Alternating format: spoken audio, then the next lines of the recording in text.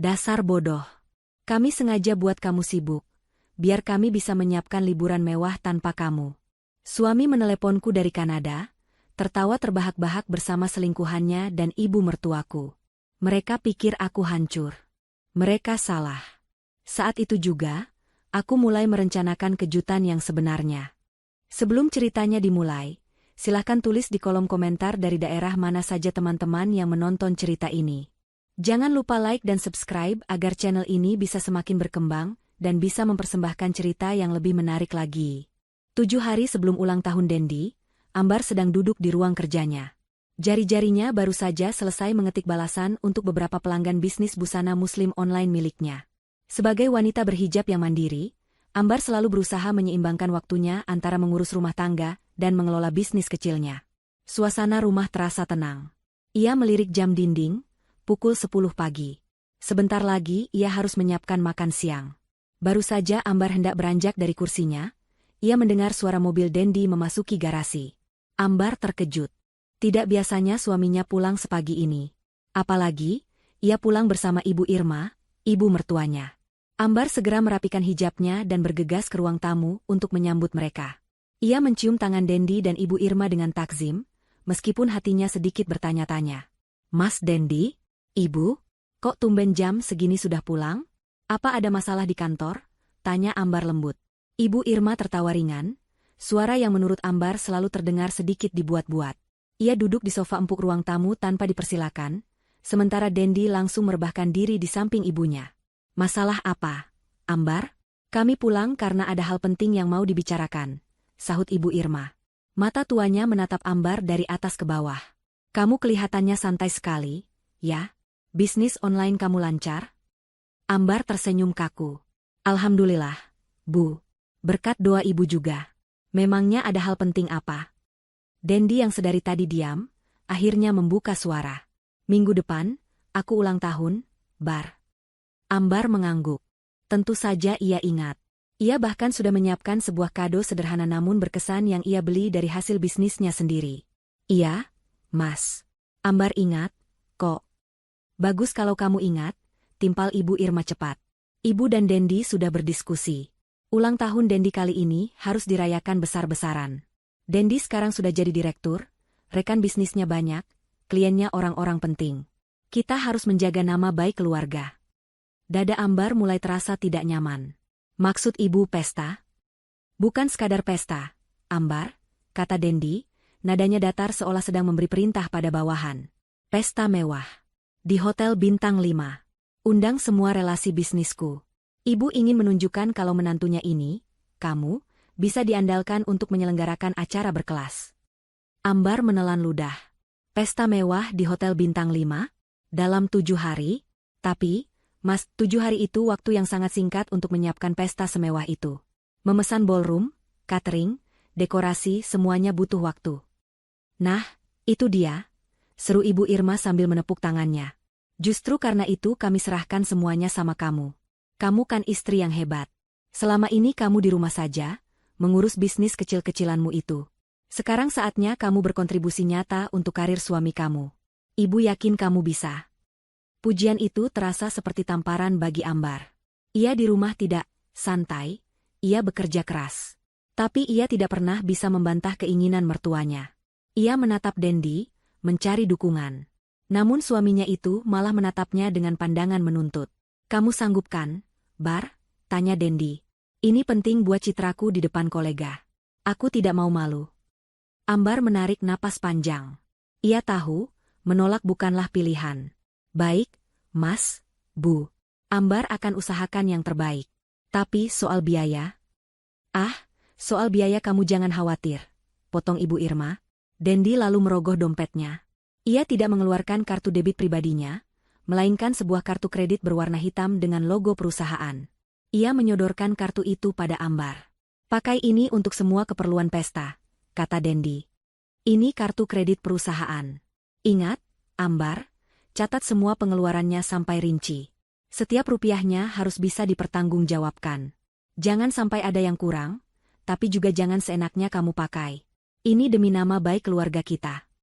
Ambar menerima kartu itu dengan tangan sedikit gemetar. Ada perasaan aneh menjalari hatinya. Mengapa Dendi memintanya mencatat semua pengeluaran dengan begitu detail? Bukankah ini pestanya sendiri? Dan mengapa ia merasa seperti sedang diberi tugas, bukan diberi kepercayaan? Satu lagi, tambah Ibu Irma, senyumnya mengembang licik. Untuk uang muka ballroom dan beberapa vendor, mereka pasti tidak mau pakai kartu kredit di awal. Mereka maunya transfer tunai. Kamu pakai tabungan kamu dulu saja untuk DP. Nanti gampang, Dendi bisa ganti kalau urusan kantor sudah selesai. Ambar terdiam. Tabungannya adalah hasil jeripayahnya dari bisnis online. Uang itu ia kumpulkan untuk biaya renovasi rumah orang tuanya di kampung. Tapi melihat tatapan tajam Ibu Irma dan wajah Dendi yang seolah tidak mau dibantah, Ambar hanya bisa mengangguk pelan. Iya, Bu. Nanti Ambar pakai tabungan Ambar dulu untuk uang mukanya. Jawabnya lirih. Bagus. Memang kamu menantu idaman, seru Ibu Irma. Sudah ya, Dendi, ayo kita berangkat lagi. Kita biarkan Ambar bekerja. Ibu dan Mas Dendi ada urusan bisnis penting di luar kota. Mungkin baru bisa pulang pas hari haji jadi, semua 100% di tangan kamu ya, Bar. Dendi dan Ibu Irma bangkit berdiri. Mereka bahkan tidak minum air yang sudah Ambar siapkan. Mereka berjalan ke pintu depan dengan langkah ringan, seolah baru saja melepaskan beban yang sangat berat ke pundak Ambar.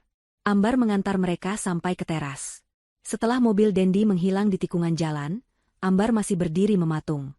Ia menatap kartu kredit di tangannya, lalu memikirkan tabungannya yang akan segera terkuras. Ia kembali ke ruang kerjanya, tapi bukan untuk mengurus bisnisnya. Ia membuka laptopnya dan mulai mencari daftar ballroom hotel bintang 5 di Jakarta. Pukul 10 pagi, dan maraton 7 hari Ambar baru saja dimulai. Ia mengabaikan perasaan tidak nyaman di hatinya, meyakinkan dirinya sendiri bahwa semua ini ia lakukan demi kebahagiaan suaminya. Hari-hari berikutnya terasa seperti neraka bagi Ambar. Waktu seolah berlari lebih cepat dari biasanya, sementara daftar pekerjaan yang harus ia selesaikan semakin panjang. Ambar benar-benar mengorbankan segalanya. Toko online-nya terpaksa ia setel ke mode liburan. Beberapa pesanan yang sudah masuk terpaksa ia batalkan, membuat beberapa pelanggan kecewa. Tapi ia tidak punya pilihan. Hari pertama, H6, Ambar fokus mencari ballroom hotel. Ini adalah tugas terberat.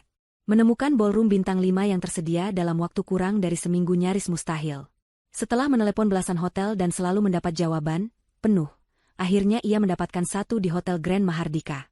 Harganya selangit, dan manajer hotel yang angkuh hanya mau mengamankan tanggal jika uang muka 50% dibayar hari itu juga. Tanpa pikir panjang, Ambar mentransfer hampir seluruh isi tabungannya. Uang yang ia kumpulkan sedikit demi sedikit selama 2 tahun, ludes dalam sekejap. Ia memegang dadanya yang terasa sesak. Namun ia tepis perasaan itu. Ini demi Dendi. Hari kedua, H5, adalah urusan catering. Dendi dan Ibu Irma sudah memberi daftar menu yang sangat spesifik. Mereka ingin hidangan fine dining bergaya Eropa, namun Ambar harus memastikan semuanya 100% halal. Ia juga harus berdebat alot dengan manajer catering. Maaf, Bu Ambar, kata manajer catering itu. Paket luxury kami biasanya sudah termasuk wine dan champagne untuk toast. Ambar menggeleng tegas. Hijabnya yang rapi ia benahi. Tidak, Pak. Saya tidak mau ada minuman beralkohol dalam bentuk apapun di pesta ini. Suami dan mertua saya mengundang banyak rekan penting, dan kami semua muslim. Saya hanya mau jus buah segar, mocktail non-alkohol, teh, kopi, dan air mineral berkualitas tinggi. Semua daging juga harus jelas sertifikat halalnya. Manajer itu terlihat sedikit kecewa karena tidak bisa menjual paket termahalnya, namun Ambar tidak peduli. Setelah negosiasi panjang, kesepakatan tercapai. Lagi-lagi, Ambar harus membayar uang muka dari sisa tabungannya yang sudah menipis. Hari ketiga dan keempat, H4 dan H3, Ambar mengurus dekorasi, hiburan, dan undangan. Ia berlari dari satu vendor ke vendor lain. Ia harus memastikan tema dekorasi, modern gold, sesuai keinginan Ibu Irma, memesan live band yang memainkan musik jazz instrumental, dan mencetak serta mengirim ratusan undangan digital dalam waktu singkat. Tubuh Ambar mulai protes. Kepalanya pusing karena kurang tidur. Matanya perih karena terus-menerus menatap layar laptop dan ponsel. Ia sering lupa makan. Ia hanya mengganjal perutnya dengan roti, sambil menyetir mobil sendirian ke sana kemari. Setiap malam, Dendi atau Ibu Irma akan menelepon. Tapi bukan untuk menanyakan kabarnya. Halo, Bar? Gimana? Sudah beres semua? Suara Dendi terdengar tidak sabar di seberang telepon. Masih proses. Mas, ini Ambar lagi cek layout meja untuk. Harus beres. Awas ya kalau ada yang kurang. Klien Mas banyak yang datang. Jangan bikin malu. Uangnya pakai kartu itu kan? Jangan lupa dicatat, perintah Dendi. Atau telepon dari Ibu Irma. Ambar, kamu sudah pesan kue ulang tahunnya? Ibu mau yang tingginya 7 tingkat, persis seperti di majalah yang Ibu kirim fotonya. Jangan lupa ya, Ibu lagi sibuk sekali ini mengurus bisnis di luar kota sama Dendi. Kamu diandalkan sekali loh. Setiap telepon berakhir, Ambar merasa semakin lelah. Mereka tidak bertanya, kamu capek? Atau, perlu dibantu? Mereka hanya memberi perintah dan tekanan. Ambar merasa seperti karyawan, bukan istri. Tapi lagi-lagi, ia membuang jauh pikiran buruk itu. Pada hari kelima, H2, Ambar sedang berada di kantor vendor catering untuk finalisasi menu dan pembayaran lunas menggunakan kartu kredit perusahaan yang diberikan Dendi.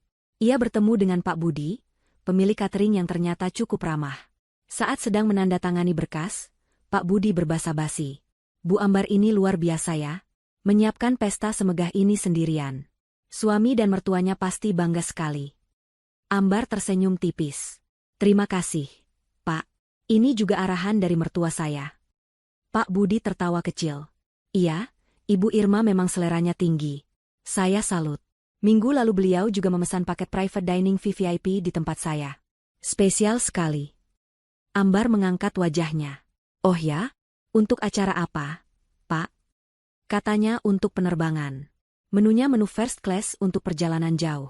Kalau tidak salah, tujuannya ke Kanada. Wah, hebat sekali ya, klien bisnisnya sampai diuruskan begitu, kata Pak Budi dengan polos. Jantung Ambar berdebar sedikit kencang. Kanada? Bukankah Ibu Irma dan Dendi bilang mereka sibuk bisnis di luar kota? Kenapa memesan makanan untuk penerbangan ke Kanada? Mungkin untuk kliennya, Pak, kata Ambar, mencoba menenangkan dirinya sendiri. Oh, tentu saja, Bu. Pasti untuk klien penting, sahut Pak Budi tanpa curiga. Ambar menyelesaikan administrasinya dengan pikiran kalut. Malam itu, ia memberanikan diri menelepon Ibu Irma. Perasaannya tidak enak. Halo, Bu? Ada apa lagi, Ambar? Ibu baru saja mau istirahat, sahut Ibu Irma dengan nada ketus.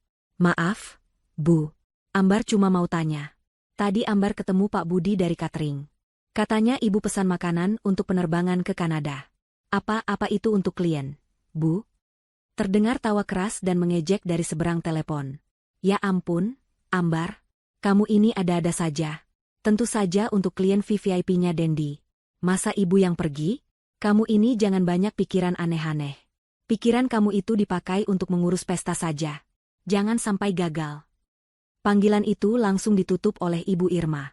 Ambar terdiam memegang ponselnya. Ia merasa bodoh. Tentu saja untuk klien. Mana mungkin Dendi dan Ibu Irma pergi ke Kanada tanpa memberitahunya? Ia menyalahkan dirinya sendiri. Pasti ia terlalu lelah sehingga pikirannya jadi negatif. Ambar menarik napas dalam-dalam. Fokus, Ambar. Tinggal 2 hari lagi. Semua harus sempurna, gumamnya pada diri sendiri. Ia kembali bekerja, mengabaikan rasa lelah dan firasat buruk yang mulai menggerogoti hatinya. Ia harus membuat Dendi bangga. Pagi di hari ulang tahun Dendi. Pukul 9 pagi. Ambar berdiri di tengah ballroom Hotel Grand Mahardika. Matanya yang lelah menatap sekeliling dengan sisa-sisa rasa bangga. Semuanya sempurna. Benar-benar sempurna. Tema, Modern Gold, yang diminta Ibu Irma terwujud dengan megah.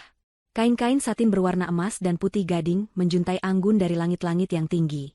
Di setiap meja bundar, rangkaian bunga lili putih dan mawar emas pucat dirangkai dengan presisi. Karpet merah tebal tergelar dari pintu masuk utama menuju panggung kecil, tempat live band jazz sedang melakukan pengecekan suara terakhir. Alunan saksofon yang lembut terdengar samar, menguji akustik ruangan.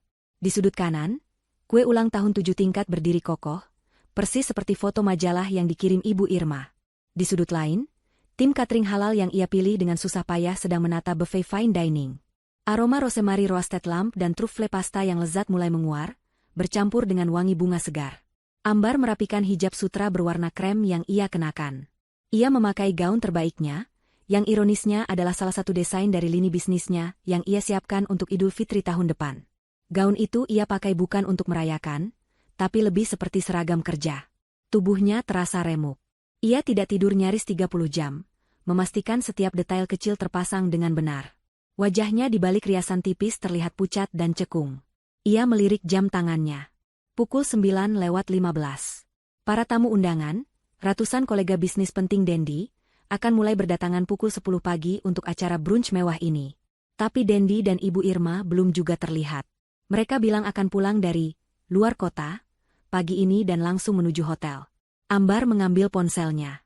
Ia menekan nomor Dendi. Panggilan itu tersambung, namun tidak diangkat. Hanya nada dering. Ia mencoba lagi. Masih sama. Hatinya mulai sedikit resah. Ia beralih menelepon Ibu Irma. Nomor mertuanya itu malah tidak aktif. Mungkin masih di jalan. Gumamnya pada diri sendiri, mencoba positif. Pasti macet. Ia berjalan ke arah tim catering, mengecek sekali lagi apakah jus buah yang disajikan benar-benar segar tanpa tambahan gula, sesuai permintaannya. Ia menyapa manajer ballroom, memastikan pendingin ruangan disetel dalam suhu yang nyaman.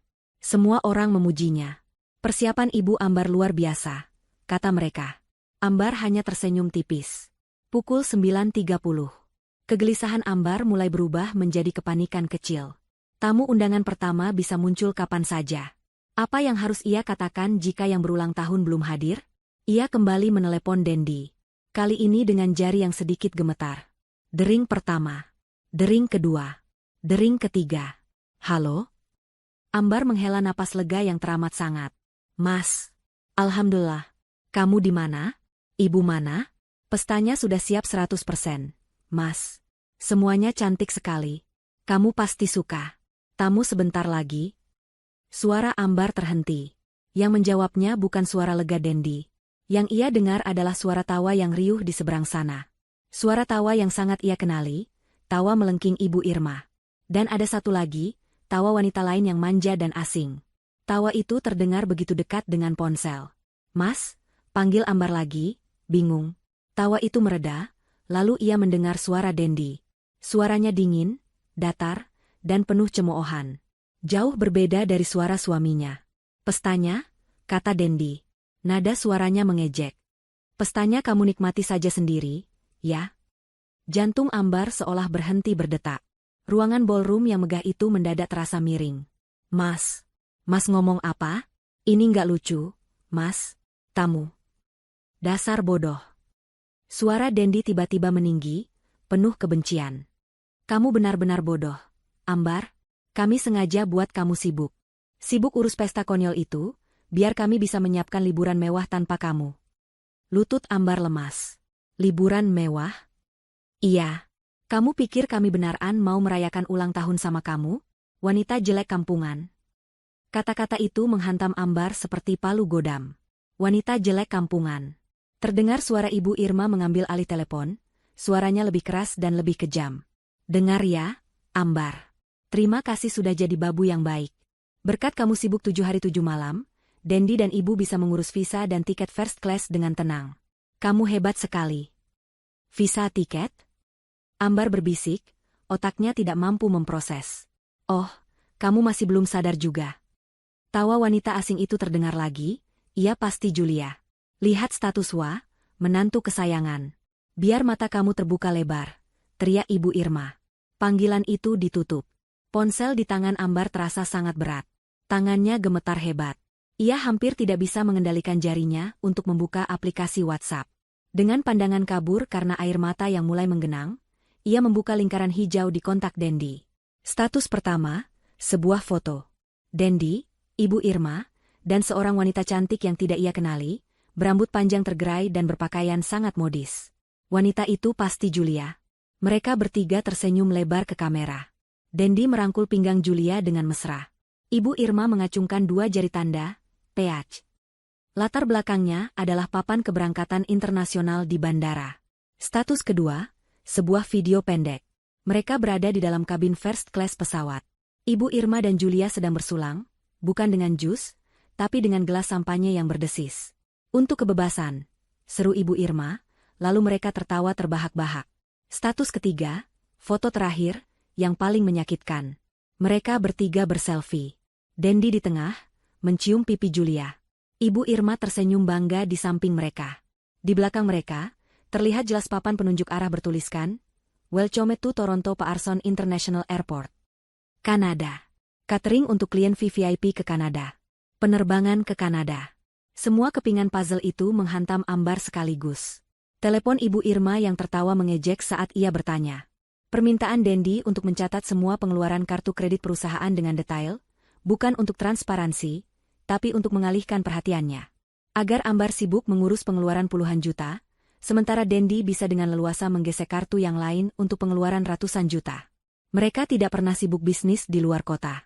Mereka sibuk mengurus liburan impian mereka. Dan ia adalah kambing hitam yang sempurna.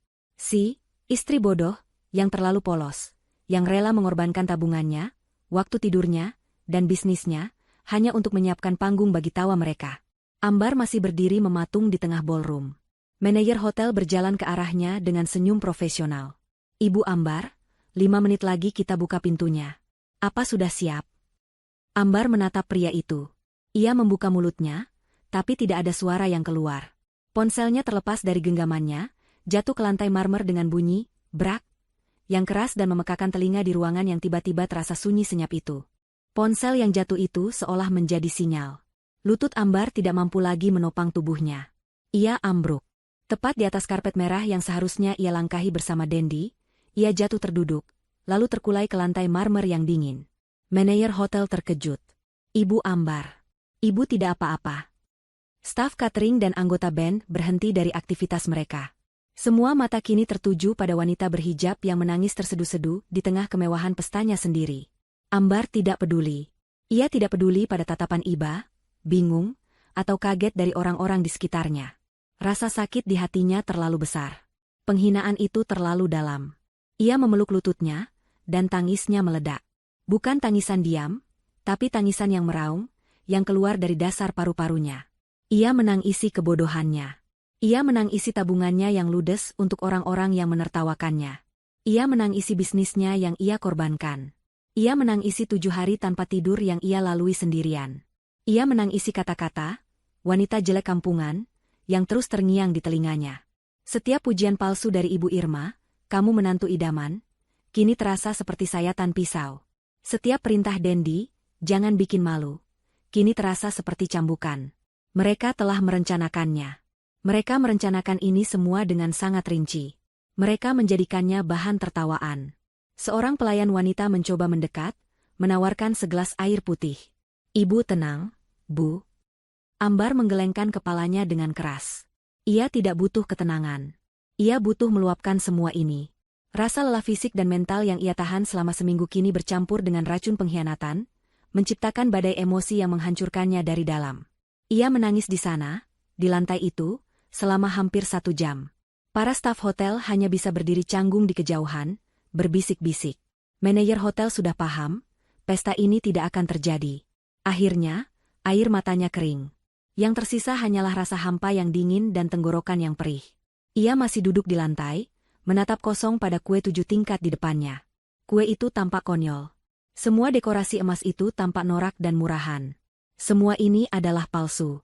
Sama palsunya dengan pernikahan dan keluarganya.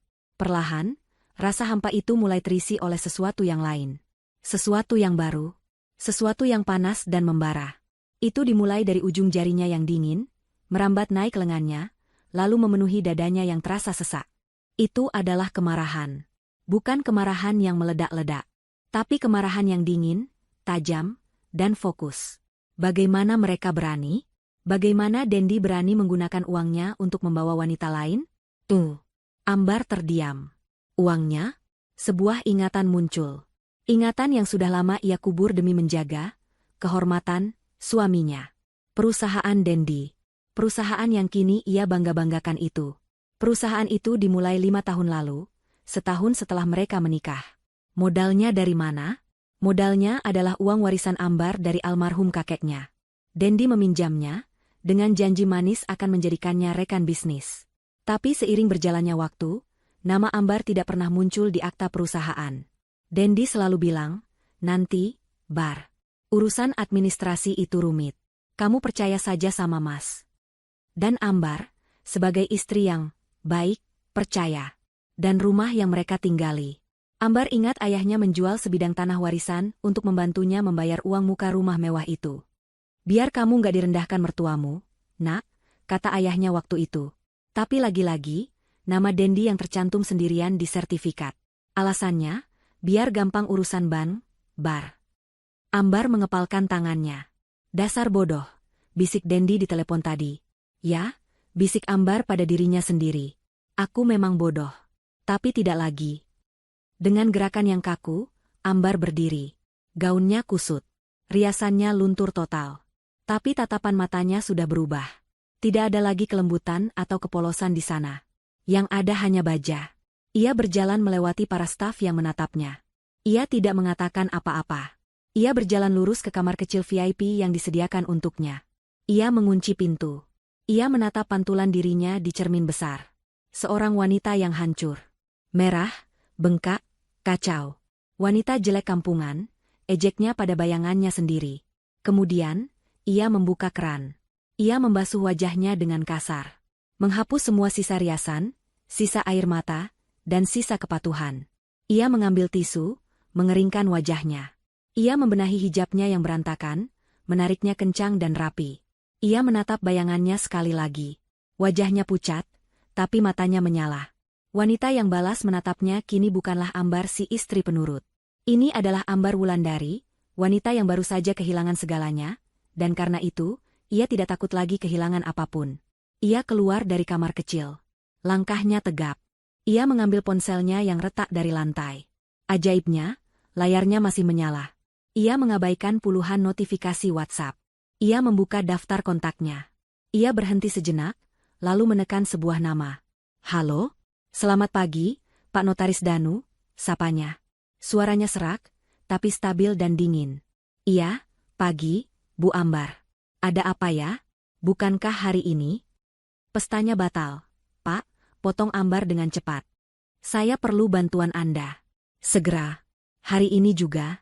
Saya tahu ini hari H, tapi ini darurat. Saya perlu Anda memeriksa beberapa dokumen. Dokumen warisan kakek saya, bukti transfer modal awal perusahaan suami saya, dan bukti transfer uang muka rumah. Saya rasa, suami saya telah melakukan penyelewengan dana besar-besaran. Ada jeda di seberang sana.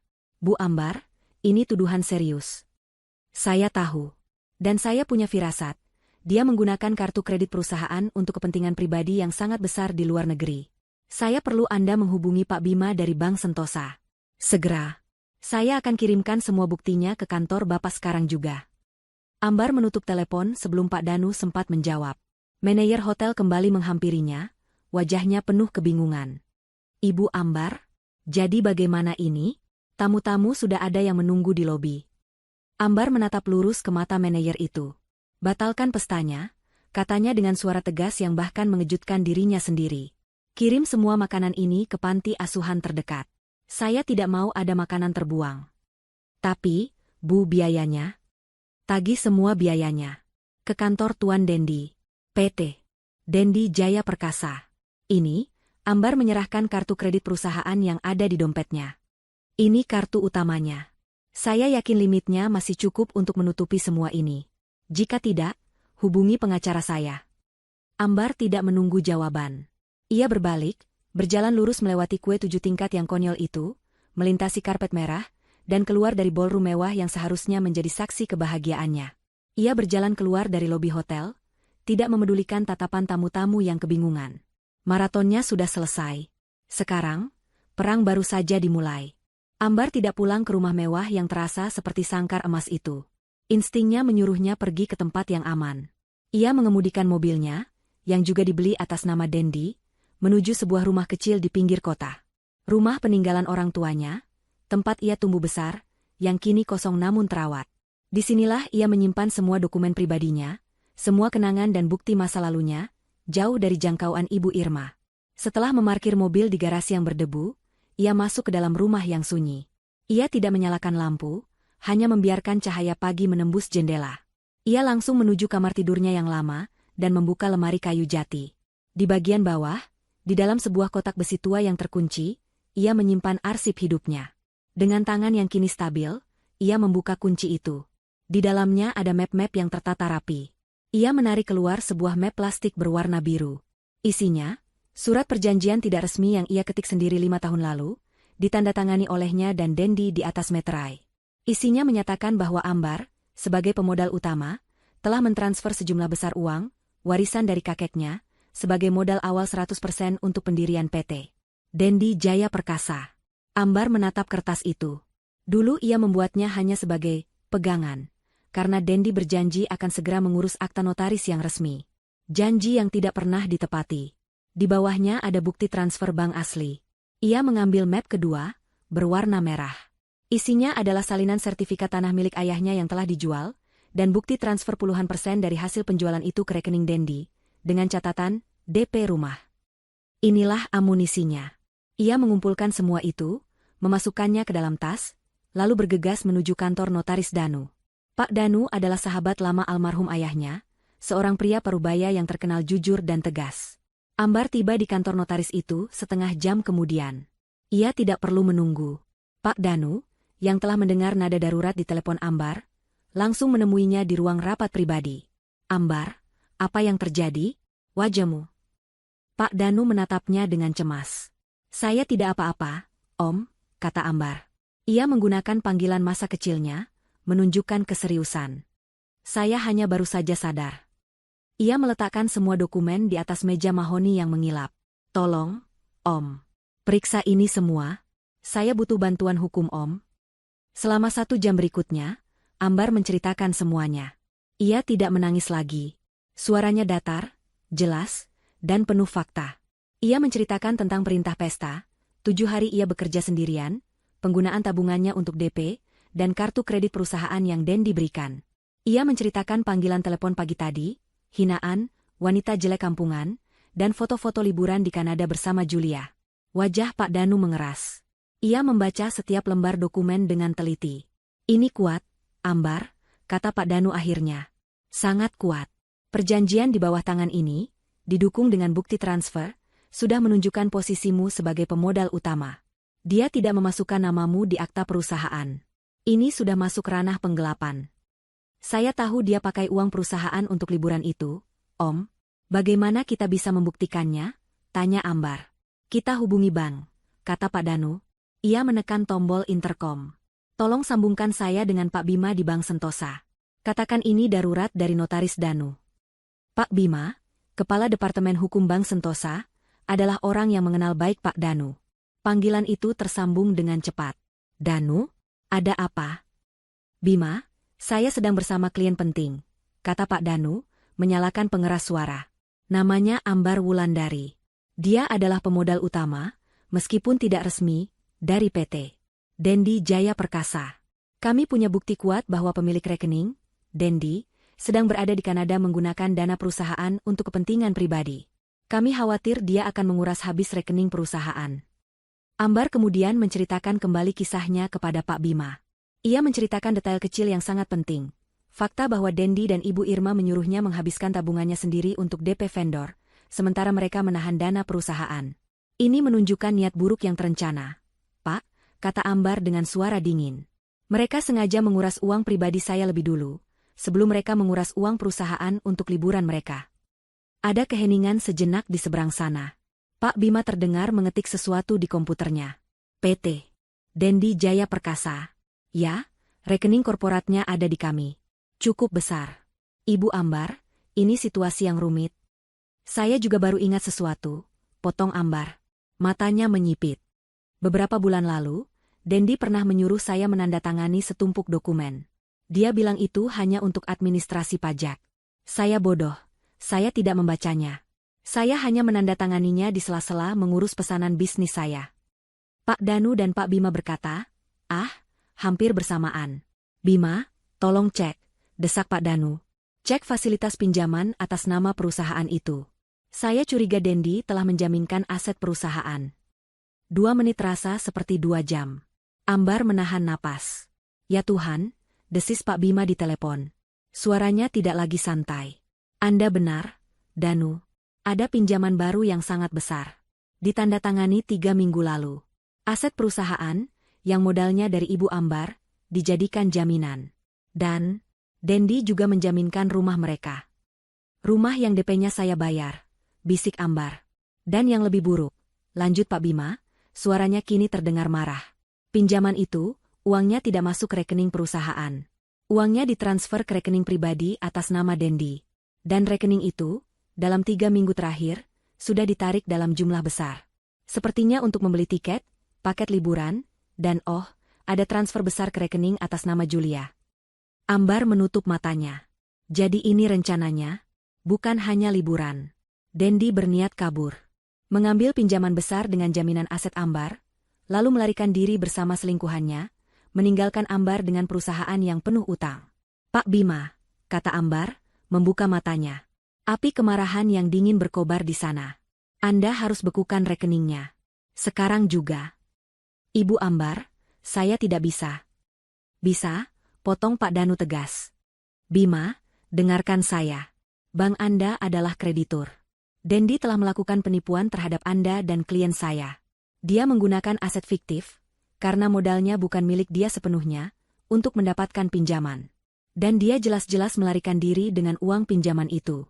Bank Anda punya kepentingan hukum untuk menghentikan ini sekarang juga, sebelum uang Anda ludes.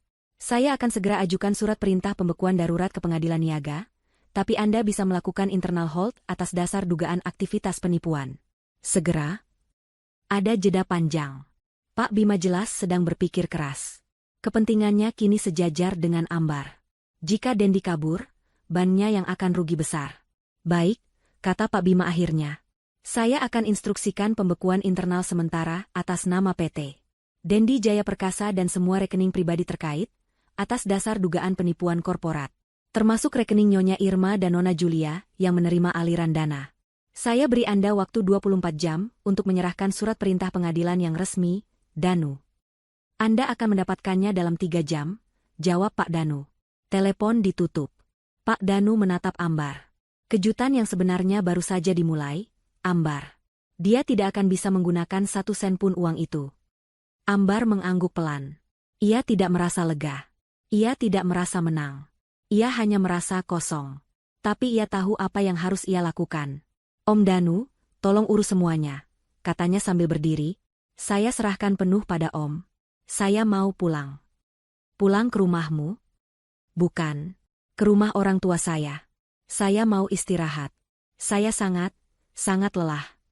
Ambar berjalan keluar dari kantor notaris itu. Ia sudah melakukan langkah pertamanya. Ia sudah melempar bumerang itu kembali. Sekarang, ia hanya perlu menunggu bumerang itu menghantam sasarannya. Pesta yang sesungguhnya bagi Ambar bukanlah hingar-bingar musik atau kemewahan ballroom. Pesta yang sesungguhnya adalah kesunyian di rumah orang tuanya, secangkir teh jahe hangat, dan suara notifikasi dari aplikasi perbankan di ponselnya. Sore itu, tepat 3 jam setelah pertemuannya dengan Pak Danu, surat perintah pembekuan aset sementara dari pengadilan niaga secara resmi dikeluarkan. Alasan hukumnya kuat, dugaan penipuan, penyelewengan dana perusahaan, dan tindakan direktur utama yang merugikan pemodal serta kreditur. Perintah itu segera dikirim secara elektronik ke Bank Sentosa dan semua bank lain tempat Dendi, Ibu Irma, dan Julia memiliki rekening. Palu hukum telah diketuk. Jaringan finansial mereka telah diputus. Sementara itu, ribuan kilometer jauhnya, di Toronto, Kanada, hari masih pagi. Waktu di sana berbeda hampir 12 jam. Dendi, Ibu Irma, dan Julia baru saja bangun di suite presidensial mereka di sebuah hotel ultra mewah, yang biaya 2 malam pertamanya sudah dibayar lunas oleh Dendi menggunakan uang pinjaman bank. Mereka bertiga tertawa-tawa saat sarapan, yang disajikan oleh pelayan pribadi di kamar mereka. Mereka masih membicarakan Ambar. Aku masih tidak percaya dia sebodoh itu, kata Julia sambil memoles kukunya. Menyiapkan pesta untuk kita? Sudah Ibu bilang, sahut Ibu Irma sambil menyuap krowasang. Ambar itu wanita kampungan. Otaknya cuma sebatas dapur dan jualan kerudung. Dia tidak selevel dengan kita. Dendi tersenyum angkuh. Ia merasa seperti raja. Ia telah berhasil menyingkirkan istri membosankannya, mendapatkan pinjaman besar, dan kini ia siap memulai hidup baru yang gemerlap bersama Julia. Sudah, jangan bicarakan dia lagi. Dia masa lalu. Hari ini, kita belanja. Julia, tas yang kamu inginkan kemarin, kita beli hari ini. Ibu, mantel bulu yang Ibu tunjuk di majalah, kita beli juga. Anggap ini perayaan ulang tahunku. 1 jam kemudian, mereka berjalan menyusuri Yorkville, area perbelanjaan paling mewah di Toronto. Mereka melangkah masuk ke sebuah butik desainer ternama. Julia langsung berlari ke arah tas kulit berwarna merah ceri yang harganya lebih mahal dari mobil. "Mas, yang ini? Aku mau yang ini," pekiknya manja. "Ambil saja," kata Dendi dengan sombong. Ia mengeluarkan kartu kredit hitam andalannya, kartu kredit pribadi yang ia dapat dari pinjaman bank. Mereka berjalan ke kasir. Dendi menyerahkan kartu itu dengan gaya angkuh. Kasir yang ramah mengambilnya, menggeseknya. Layar di mesin EDC berkedip. Lalu muncul tulisan, "Transaction declined." Kasir itu tersenyum sopan. "Maaf, Tuan. Sepertinya ada masalah. Boleh saya coba lagi?" Senyum Dendi sedikit kaku. "Tentu. Mungkin jaringannya." Kasir itu menggesek lagi. "Declined." "Maaf, Tuan," kata si kasir, senyumnya mulai luntur. "Kartu ini ditolak. Apa Anda punya kartu lain?" Wajah Dendi memerah. Di belakangnya, beberapa pelanggan lain mulai memperhatikan. Julia tampak kesal. Ibu Irma berdeham, cemas. "Tentu saja saya punya," desis Dendi. Ia merogoh dompetnya dan mengeluarkan kartu platinum lain. "Coba yang ini." Kasir itu menggeseknya. "Declined." "Apa-apaan ini?" bentak Dendi, kini benar-benar marah dan malu. "Pasti ada yang salah dengan sistem kalian." "Tuan, sistem kami baik-baik saja," kata manajer toko yang menghampiri mereka. "Mungkin ada masalah dengan bank Anda. Sebaiknya Anda menelepon mereka." Dengan wajah memerah karena malu, Dendi, Ibu Irma, dan Julia terpaksa berjalan keluar dari butik itu dengan tangan hampa. Tawa Julia sudah hilang, digantikan cemberut. "Mas Dendi, kok bisa gitu?" tanya Julia, nadanya menuntut. "Kamu bilang kamu kaya raya." "Sabar. Ini pasti cuma masalah teknis bank internasional," geram Dendi. Ia mencoba menutupi kepanikannya. "Ayo kita makan siang dulu, nanti aku telepon bank." Mereka masuk ke sebuah restoran fine dining yang sudah mereka pesan. Setelah memesan makanan dan minuman mahal, Dendi mencoba lagi menelepon bank. Panggilannya tidak tersambung ke layanan internasional. Jantungnya mulai berdebar kencang. Saat makanan penutup disajikan, pelayan datang membawa tagihan. Dendi menyerahkan kartu debitnya. 5 menit kemudian, pelayan itu kembali dengan wajah datar. "Maaf, Tuan, kartu ini juga ditolak." Seluruh restoran seolah terdiam. Dendi kini berkeringat dingin. Ibu Irma pucat pasi. "Coba ini." Ibu Irma menyodorkan kartunya sendiri. "Ditolak." "Mas," desis Julia, kini benar-benar panik. "Bagaimana kita akan bayar ini?" Dendi akhirnya terpaksa mengeluarkan semua uang tunai dolar Kanada yang ia bawa di dompetnya. Uang itu ia siapkan untuk tip. Jumlahnya pas-pasan untuk membayar tagihan, tanpa menyisakan sepeser pun untuk tip, yang membuat pelayan menatap mereka dengan pandangan menghina. Mereka keluar dari restoran itu. Keangkuhan Dendi sudah lenyap. "Telepon bank sekarang, Dendi," perintah Ibu Irma, suaranya gemetar. Dendi akhirnya berhasil terhubung dengan layanan pelanggan Bank Sentosa, melalui panggilan roaming yang sangat mahal. Setelah menunggu 15 menit, seorang petugas menjawab. "Saya Dendi, pemilik rekening nomor sekian. Semua kartu saya ditolak. Apa yang terjadi?" Petugas itu terdengar dingin dan profesional. "Mohon tunggu, Pak Dendi." "Ya, saya lihat di sini." "Maaf, Pak. Seluruh aset Anda, rekening pribadi Anda, rekening atas nama Ibu Irma, dan rekening perusahaan Anda, semuanya telah dibekukan berdasarkan Surat Perintah Pengadilan Niaga Nomor 102 PDTG 2025 PN Niaga Jakarta PST, atas dugaan penipuan dan penyelewengan dana." Dunia Dendi serasa runtuh. "Apa? Surat perintah? Dari siapa?" "Perintah ini diajukan oleh kreditur dan pemodal utama Anda, Pak." "Pemodal utama? Siapa?" "Atas nama Ibu Ambar Wulandari." Ponsel itu nyaris terlepas dari tangan Dendi. "Ambar? Wanita kampungan? Bagaimana mungkin?" Di Jakarta, Ambar sedang duduk di kamar tidurnya yang lama. Ia baru saja selesai sholat asyar. Ia merasakan kedamaian yang sudah lama tidak ia rasakan. Ponselnya bergetar. Sebuah email masuk dari Pak Bima, Kepala Hukum Bank.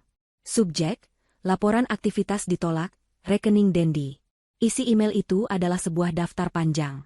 Transaksi $15 di butik Chanel, ditolak. Transaksi $8,500 di butik Louis Vuitton, ditolak.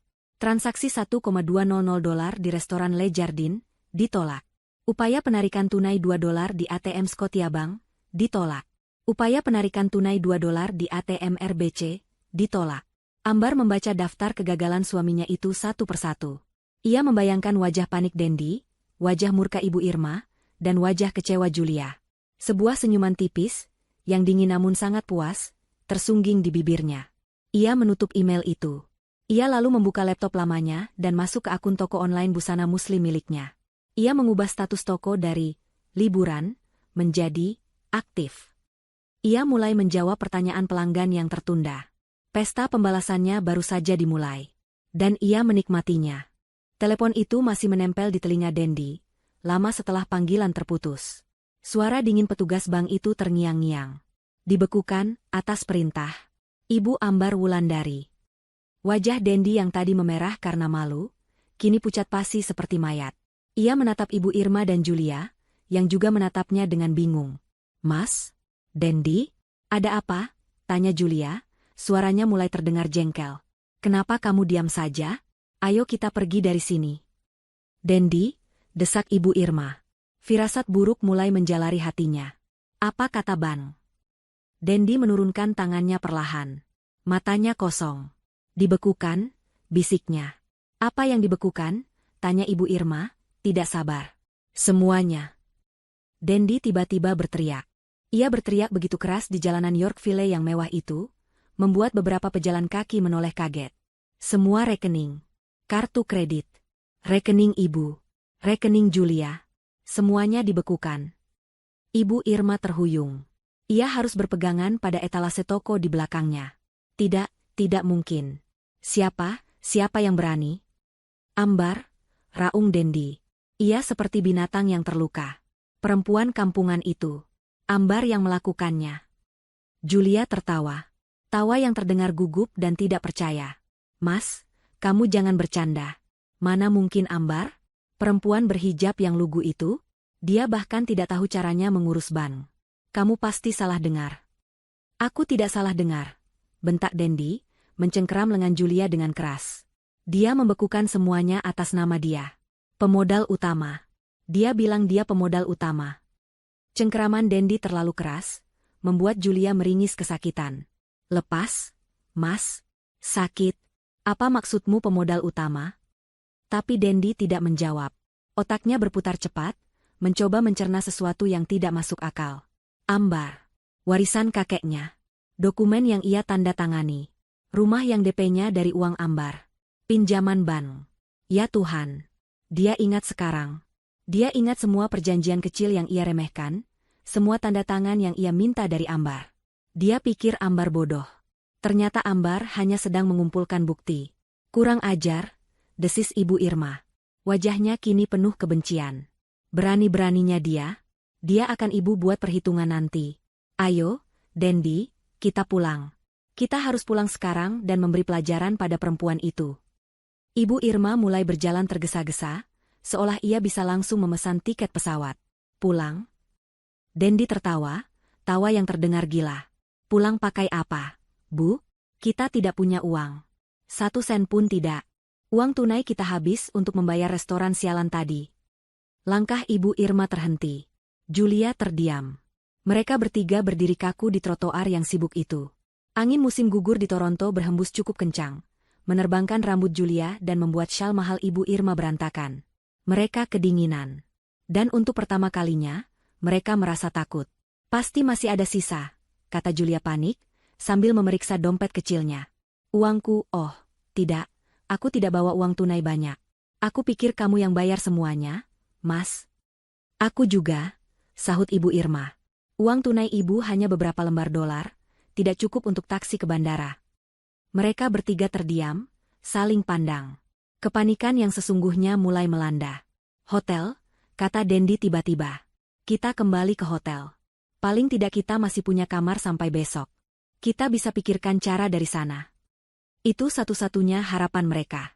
Mereka berjalan kaki kembali ke hotel ultra mewah mereka. Perjalanan yang tadi pagi terasa angkuh dan penuh tawa, kini terasa berat dan penuh kehinaan. Mereka tidak lagi melihat-lihat etalase, mereka hanya menunduk dan berjalan cepat. Mereka tiba di lobi hotel yang megah. Dendi berjalan ke lift, tapi Ibu Irma menghentikannya. Kunci kita, Dendi. Kunci kita ada di tas Julia yang tertinggal di restoran tadi. Dendi menggeram marah. Ia berjalan ke meja resepsionis dengan langkah menghentak, berusaha terlihat tenang. Saya Dendi. Kamar Presidential Suite. Kunci kami tertinggal. Resepsionis itu tersenyum sopan, namun matanya dingin. Ia mengetik sesuatu di komputernya. Ah, Tuan Dendi. Benar. Mohon tunggu sebentar. Resepsionis itu berbicara pelan ke telepon, dan beberapa saat kemudian, seorang manajer berjas rapi menghampiri Dendi. Selamat sore, Tuan Dendi, kata manajer itu. Suaranya ramah, tapi tidak ada kehangatan. Kami menerima pemberitahuan dari bank Anda. Ada penolakan pembayaran untuk tagihan Anda hari ini, termasuk layanan kamar dan minibar yang Anda gunakan pagi tadi. Darah serasa surut dari wajah Dendi.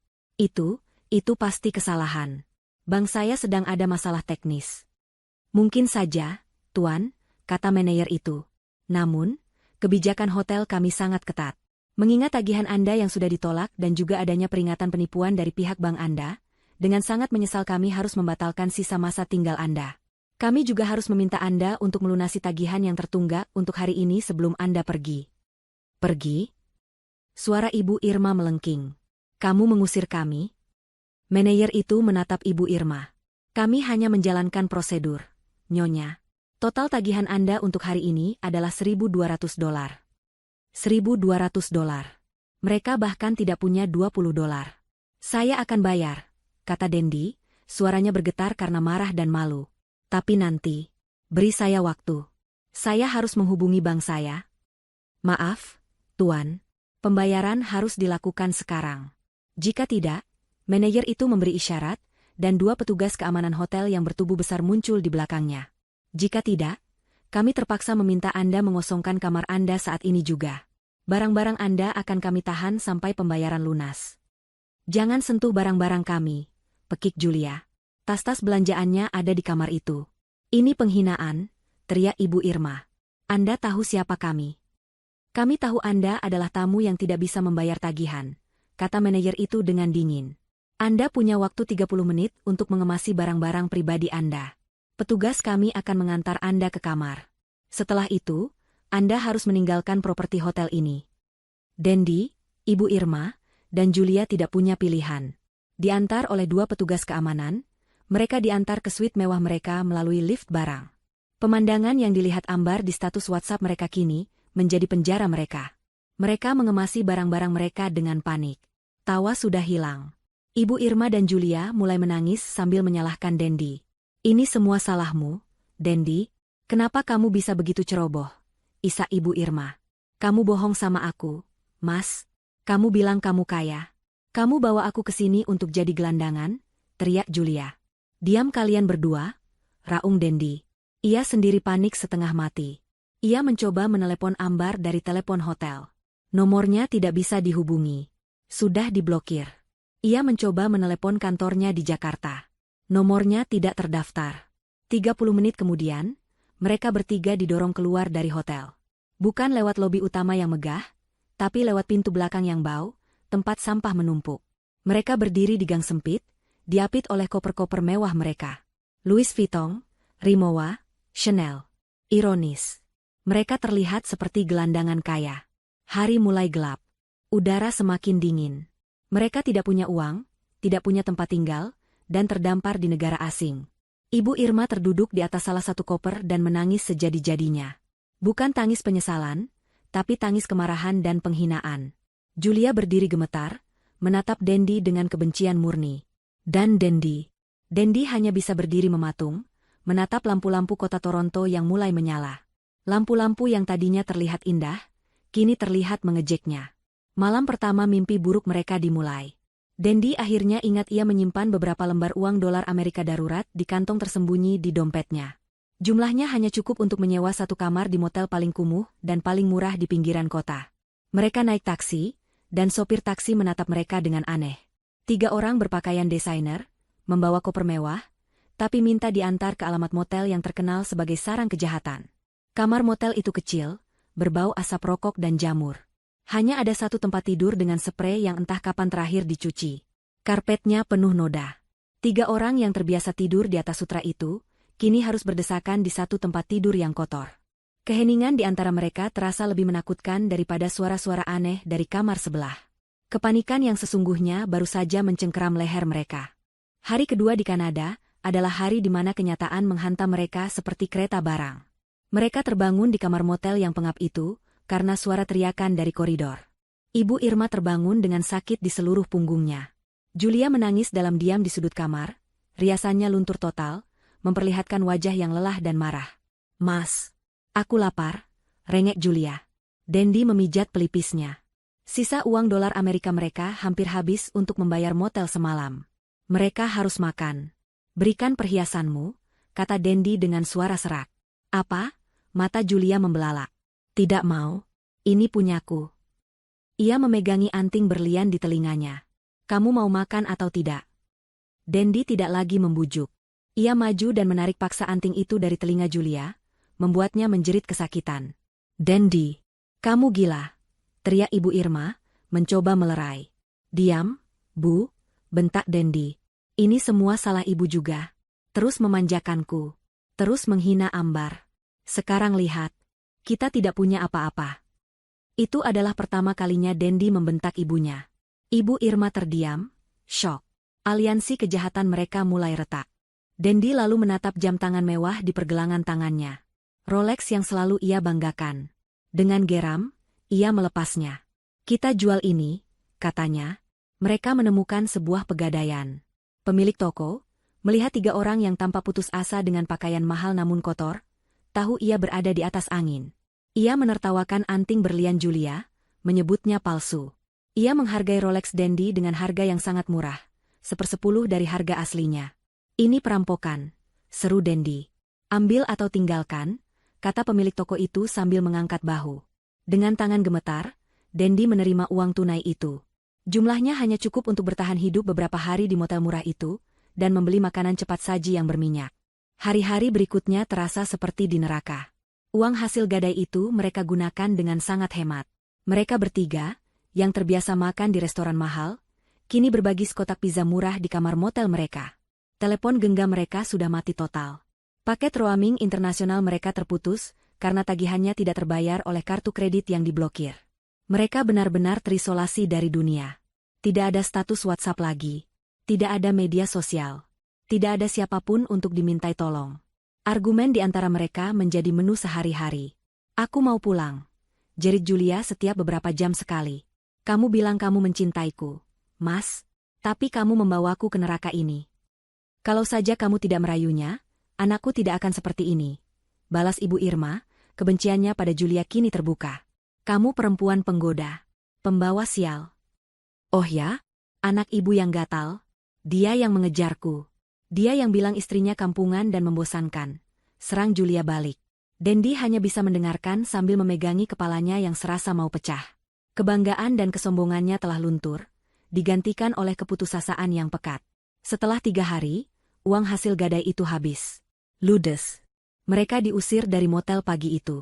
Manajer motel melemparkan tas mereka ke trotoar, karena mereka tidak bisa membayar sewa kamar untuk hari itu. "Apa yang kita lakukan sekarang, Dendi?" tanya Ibu Irma, suaranya gemetar. Ia benar-benar ketakutan. Mereka tidak punya pilihan. Tujuan mereka satu-satunya adalah Kedutaan Besar Republik Indonesia.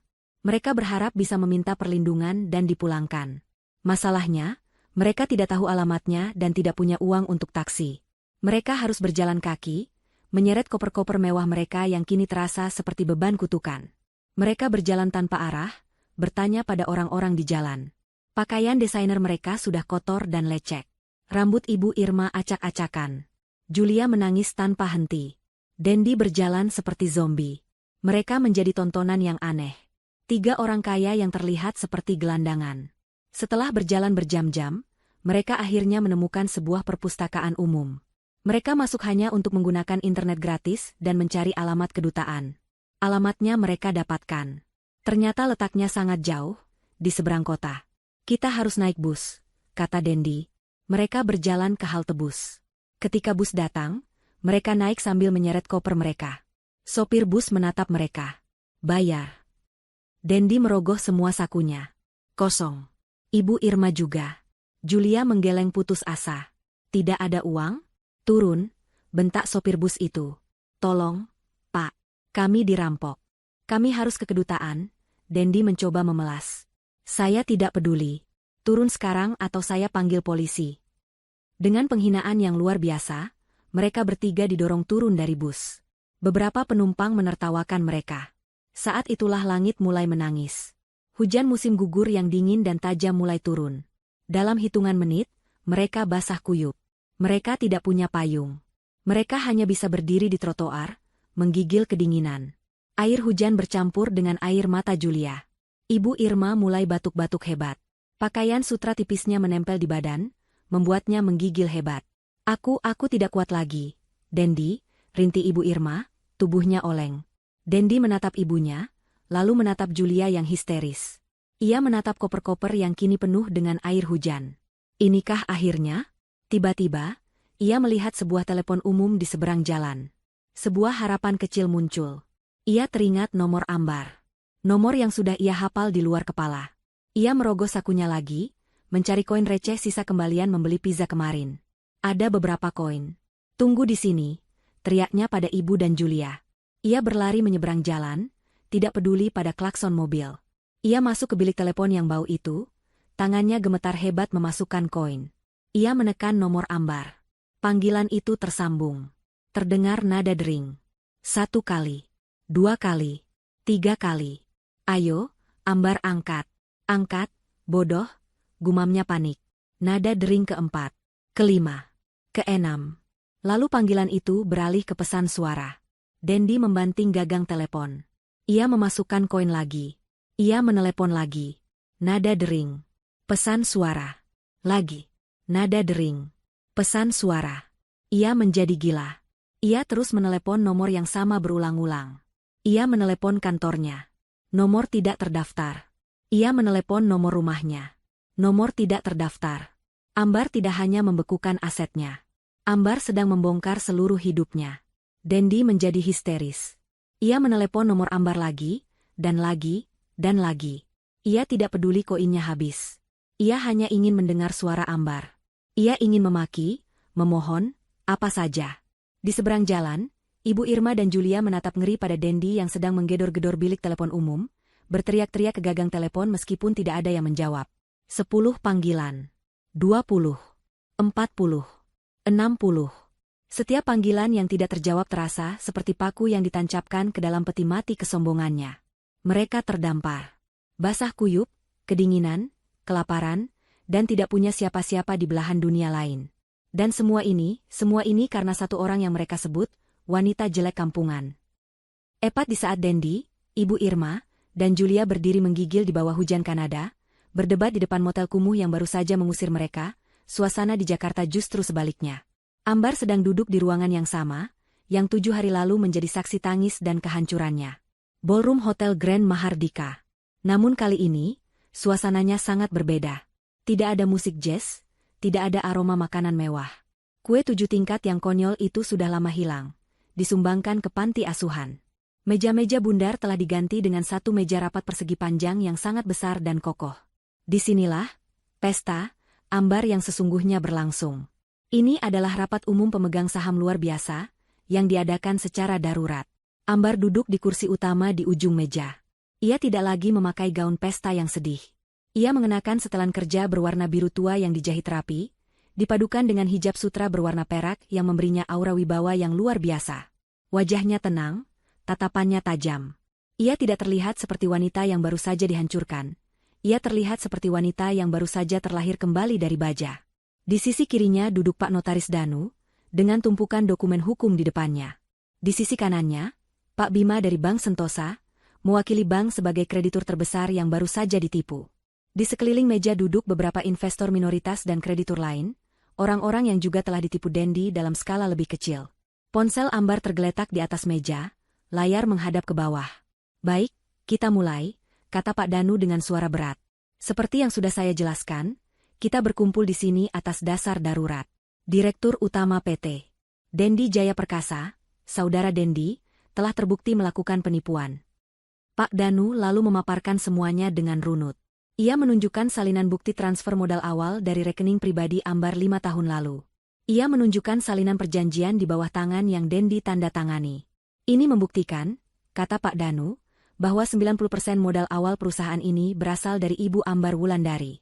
Namun, saudara Dendi dengan sengaja tidak pernah mendaftarkan nama Ibu Ambar dalam akta pendirian. Ini adalah penggelapan dalam jabatan. Wajah para investor lain tampak kaget, lalu mengangguk-angguk setuju. Kemudian, Pak Bima dari Ban mengambil alih. Dan yang lebih buruk, Tuan Dendi telah menggunakan aset perusahaan, yang notabene bukan miliknya sepenuhnya, untuk mengajukan pinjaman korporat yang sangat besar 3 minggu lalu. Pak Bima menunjukkan dokumen pinjaman itu. Dia memalsukan tanda tangan persetujuan dewan, yang mana dewan itu tidak pernah ada. Dia menjaminkan aset perusahaan dan rumah tinggal yang juga terbukti dibeli sebagian besar dengan uang Ibu Ambar. Uang pinjaman itu, Pak Bima berhenti sejenak. Suaranya terdengar geram, tidak masuk ke rekening perusahaan. Uang itu ia transfer ke rekening pribadinya, dan rekening seorang wanita bernama Julia. Dia lalu menggunakan uang itu untuk melarikan diri ke Kanada. Ruangan itu hening. Skala kejahatan Dendi membuat semua orang terperangah. Dengan kata lain, Pak Bima menyimpulkan, perusahaan ini secara teknis bangkrut. Utangnya pada bank kami sangat besar, dan direkturnya telah kabur. Saat itulah, di tengah keheningan yang tegang, ponsel Ambar di atas meja mulai bergetar. Getarannya keras di atas permukaan kayu. BZZZT. BZZZT. BZZZT. Semua orang menoleh ke ponsel itu. Ambar meliriknya sekilas. Ia tahu siapa yang menelepon. Ia tahu itu adalah Dendi, yang panik di seberang dunia. Ambar tidak mengangkatnya. Ia hanya menatap Pak Bima. Lalu, apa solusi yang ditawarkan oleh pihak bank? Pak, tanyanya, suaranya tenang, seolah getaran ponsel itu tidak ada. Pak Bima terkesan dengan ketenangan Ambar. Bank tidak mau rugi. Kami bisa saja menyita seluruh aset perusahaan dan melelangnya. Tapi, ia menatap Ambar, itu akan menghancurkan perusahaan dan semua karyawan di dalamnya. Kami melihat di sini, Ibu Ambar adalah korban sekaligus pendiri. Bank mengusulkan restrukturisasi total. Ponsel Ambar berhenti bergetar. Hening sejenak. Lalu, BZZZT. BZZZT. BZZZT. Panggilan itu masuk lagi. Ambar tetap tidak bergeming. Restrukturisasi seperti apa? Pak Danu angkat bicara. Sesuai hukum, kami akan mengajukan gugatan pidana dan perdata pada saudara Dendi. Semua aset pribadinya yang tersisa akan disita. Dan yang terpenting, seluruh saham miliknya di perusahaan ini, yang ia peroleh secara ilegal menggunakan uang Ibu Ambar, akan dialihkan seluruhnya kepada Ibu Ambar Wulandari sebagai ganti rugi. Ponsel Ambar bergetar lagi. Dan lagi. Dan lagi. Getarannya seolah menjadi musik latar dari pengambil alihan kekuasaan ini. Getaran itu terdengar panik, putus asa. Salah satu investor minoritas bertanya, tapi bagaimana dengan utang bank yang ditinggalkan Dendi? Ambar akhirnya angkat bicara. Ini adalah momen yang ia tunggu. Saya yang akan mengambil alih utang itu, katanya. Semua mata menatapnya. Pak Bima mengangkat alis. Saya, lanjut Ambar, suaranya penuh percaya diri, akan menjalankan perusahaan ini. Saya yang memulainya dari nol bersama almarhum kakek saya, meskipun di balik layar. Saya tahu bisnis ini luar dalam. Saya akan melunasi utang itu kepada bank dalam waktu 2 tahun. Saya punya rencana bisnisnya. Ambar lalu mengeluarkan laptopnya, mempresentasikan rencana bisnis baru. Bukan tentang proyek-proyek fiktif Dendi, tapi tentang diversifikasi ke bisnis garmen dan busana muslim yang ia kuasai. Presentasinya tajam, penuh data, dan sangat meyakinkan. Setelah 1 jam, rapat itu selesai. Para kreditur dan investor setuju. Bank setuju. Pak Danu mengetuk palu notarisnya. Dengan ini, rapat umum pemegang saham luar biasa memutuskan, memberhentikan saudara Dendi dengan tidak hormat, mengajukan tuntutan hukum penuh, dan mengangkat Ibu Ambar Wulandari sebagai direktur utama yang baru PT Jaya Abadi Sentosa. Perusahaan itu kini miliknya. Sah. Satu persatu orang-orang di ruangan itu menjabat tangannya. Selamat, Bu Direktur. Kami percaya pada Anda, Bu Ambar. Pak Danu dan Pak Bima adalah yang terakhir. Kamu berhasil, Ambar. Ini baru permulaan, kata Pak Danu, matanya berkaca-kaca bangga. Setelah semua orang pergi, Ambar duduk sendirian di ballroom yang sunyi itu. Ia menatap kursi kosong di sekelilingnya. Ia teringat bagaimana ia ambruk menangis di lantai yang sama persis seminggu lalu. Ia akhirnya mengambil ponselnya. Layarnya penuh. 60 panggilan tak terjawab, nomor tak dikenal, Kanada. Dan serangkaian pesan singkat, pasti dikirim dari telepon umum atau meminjam ponsel seseorang. Ambar angkat. Ini Dendi.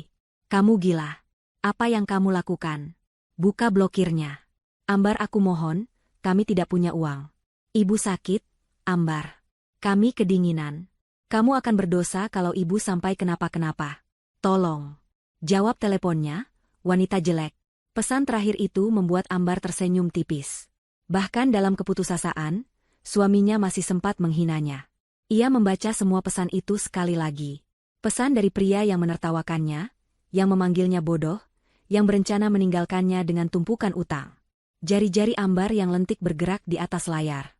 Ia mengetik sebuah balasan singkat. Satu kalimat yang sudah ia siapkan sejak ia berdiri dari tangisnya. Ia menekan nomor telepon umum tempat Dendi meneleponnya tadi. Maaf, aku lagi sibuk.